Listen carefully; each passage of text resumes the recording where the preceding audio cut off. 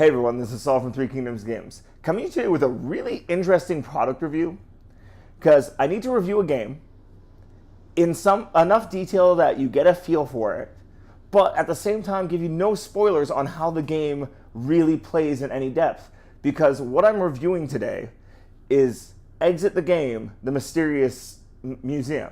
Now, the Exit series is one of the many escape room simulator games that are out there.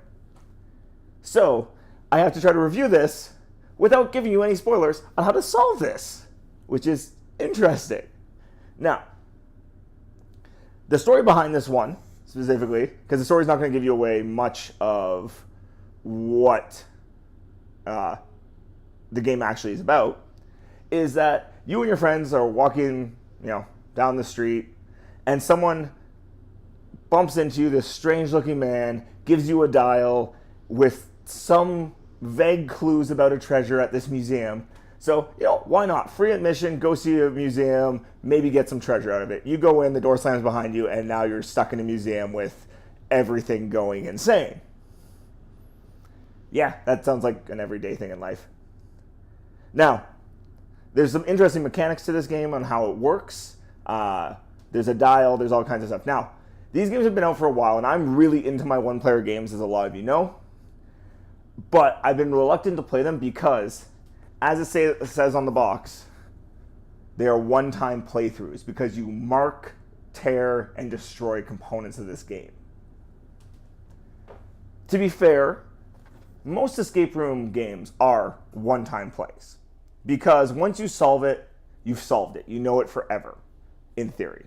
I usually hold on to them for the ones that aren't destroy component ones. So, in a couple months down the line, once I forget about it, because I'm human, I'll go back and play it again. Now, these ones you can't do that, but I understand the appeal of them because instead of going to an actual escape room where you can pay anywhere from $10 to $40 a person, you split the cost of a $15 game, even for one person, that's not that bad, all the way up to, if you split it 4 ways, super affordable. And in theory, it says it's 1 to 4 players. You can do way, way over that because, again, it's an ambiguous thing. It's just solving riddles, puzzles, things like that.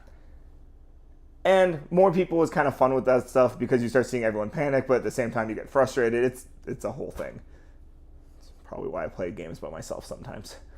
Anyways, it says it plays in 1 to 2 hours. That, again, very ambiguous. Yes, if you want to stay strict to timelines and just hammer through the game, you can probably play in 1 hour to 2 hours, no problem. But because it's problem solving, it is completely ambiguous because everyone will solve things at different rates. Also, because there is no strict time frame like some of the other escape room games out there that have specific countdown timers, this one is just a stopwatch is all you're using.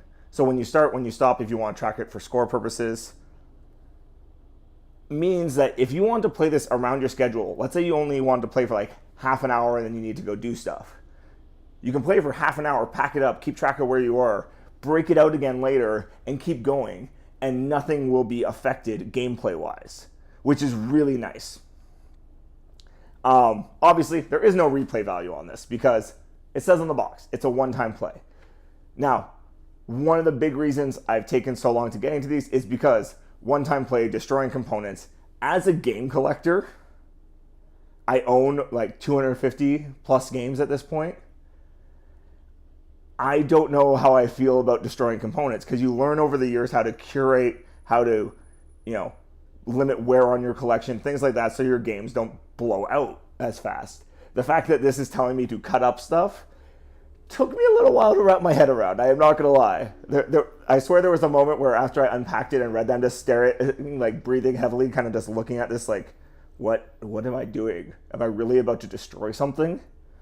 But once you get into it, kind of makes sense, especially because, like I said, these kinds of games are, generally speaking, one-time playthroughs anyways. So, storage really doesn't matter. You can chuck this out afterwards because once you've played through it, it's done. But until you play it, pretty small box, stores on your shelf pretty easily. You can throw it in a bag, whatever. Because until you start playing, you haven't unwrapped the components inside.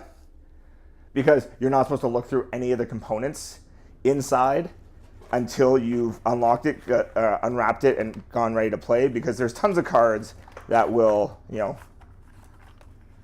tell you, stop, don't do stuff. Things like that.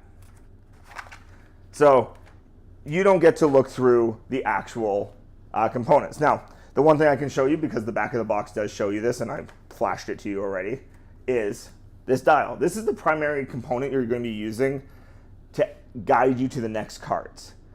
I thought it looks really cool, kind of an interesting idea. So each problem will have a corresponding symbol,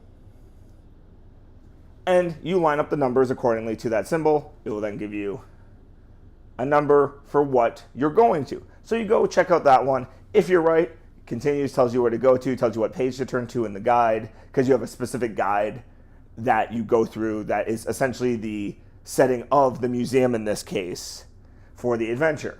Now, you get it wrong, you feel bad, and you have to keep banging your head against the wall because you did something wrong. So, there you have it. That is Exit the Game, The Mysterious Museum. This was a ton of fun. I highly recommend this for anyone who loves the one-player escape room style games because, it's really affordable. Yes, the one-time play is something to wrap your head around, but it's worth it because usually you don't go back to the same escape room multiple times unless they have multiple rooms set up, but that's a whole nother thing, and that's why there's other versions of this game. Now, I'd recommend you start with this one or one of the other around this difficulty because it's only 2 out of 5 on their scale. Because, level of difficulty is important when you're picking out these things. Because you pick out the wrong level of difficulty for your group and you're the only one that can solve it or no one can solve it, it's no longer fun. There you have it. You can follow us on all major social media. That's in the description box down below. Please like and subscribe to the channel. It's an easy way to support us and keep this content coming. Follow our blogs at threekingdomsgames.com. I'll see you next time.